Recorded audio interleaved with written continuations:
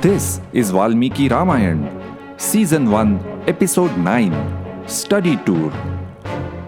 In the previous episode, we saw how Dashrath was convinced to send Ram and Lakshman to tackle the Rakshasas, Marich and Subahu. On this journey, as Ram and Lakshman spent time with Vishwamitra, he taught them mantras, astras and shastras. And further, Ram and Lakshman were curious young men who asked about all the places and rivers they came across, and they tapped into Vishwamitra's wealth of knowledge. And through this Q&A, Valmiki is actually giving us lessons in history and geography. Yes, you have a question? How did they actually travel? On foot or horseback? Where did they sleep at night? I think there were no hotels at that time. And what all did they have to carry? Passports? To start with, this was on foot. They were traveling light. All they had was Kalapinau Dhanushpani, their bows and quiver full of arrows. Sometimes they slept on Trunashayane, on a bed of grass. On other occasions, they had a very comfortable night's sleep in ashrams. Now turning to your question about passports. It is actually a very important matter. For the real question is, was India a single country then as it is now? So let's look at the political landscape of that time. First is the concept of Janapads. Closest word in English for a Janapad is a kingdom, but there are some vital differences. Koshala was a Janapad. Kosalo nama muditasvito Janapado Mahan. Dashrath was the ruler of Koshal. Inside the Janapads, there were urban centers that were called Nagars. Ayodhya was a Nagar. Outside the cities, but within the Janapads, were the agricultural lands. Outside the Janapads were the Vanas, or the forests and grasslands. Non-cultivated lands, and therefore there was no need for any king to keep it organized, that is, to rule over it. Inside the Vanas were the ashrams of the rishis. The Vanas and ashrams were not within the domain of any of the Janapad kings.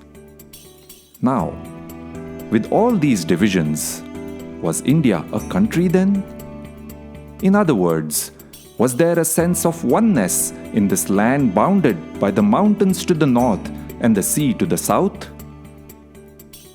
One way to achieve that oneness would be through an absolute monarch who, 1. Ruled by force and killed off anyone who could question or challenge him. 2. Killed off all diversity within his domain in terms of language and opinion.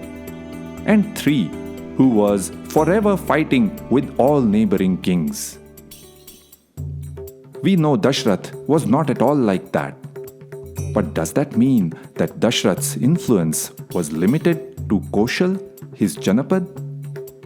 Does that mean that there was no sense of oneness that cut across the Janapads, Nagars, Vanas and Ashrams? Let's look at some specific evidence Valmiki has given us. Dashrath collected taxes from the other kings. Many tribute-paying kings used to throng the city of Ayodhya. One of the things Vishwamitra had asked Dashrath when they were exchanging pleasantries was, "Have you won over all your enemies, and are the tribute-paying kings under your control?" But with privilege comes responsibility. In return for collecting taxes from other kings, Dashrath was responsible for the overall welfare of the people. He had to take the lead on matters transcending Janapads. Therefore, it was he who had to send his sons to fight Marich and Subahu and not some other king. When Dashrath conducted the Yajna in the 5th episode, he invited kings and common people from all the Janapads, including Dakshinatyan Narendranscha, and kings from the south. For celebrations, we invite people that we feel close to. And here is the most remarkable evidence of political oneness that we will actually see later in the story. When Dashrath had to decide who will be his successor, he had to propose Ram's name to a parishad or council that was comprised of other kings as well as citizen representatives of other janpads. He asked them for consent to his proposal, and if they disagreed, they could suggest some alternatives. Clearly, even then, there was a sense of political, social, and economic oneness in this land that we now call one country. Perhaps the sense of oneness was deeper then than what we unfortunately see now. And so, traveling through these vanas, ashrams, and janapads, Vishwamitra, Ram, and Lakshman spent the first night on the bank of Sharayu to the east of Ayodhya. Interestingly, on the morning of day 2, the young men were woken up by Vishwamitra with these words: Kausalya Supraja Ram Purva Sandhya Pravartate Uttishta Narashardula Kartavyam Daivamanhikam. Arise, O Ram, the best among men, awake. It is time for the morning rites to be performed. And to this day, these are the very words to which millions still wake up, especially in South India. Instead of Vishwamitra's voice, we have MS Subbalakshmi's voice. For this very verse by Valmiki is the first verse of the Venkateshwara Suprabhatam. By the second evening, they reached the confluence of Sharayu and Ganga. Nearby was an ashram. Ram and Lakshman asked, "Whose sacred ashram is this? Who lives here?"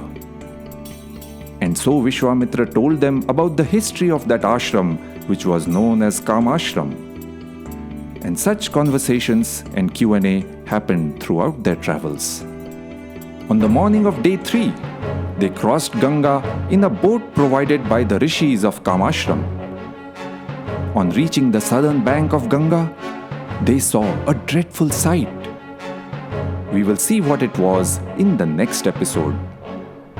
We will also come face to face with the first Rakshas in person. And it's not a he, but a she, a Rakshasi by the name Tataka. Iti her asa. That is how it happened.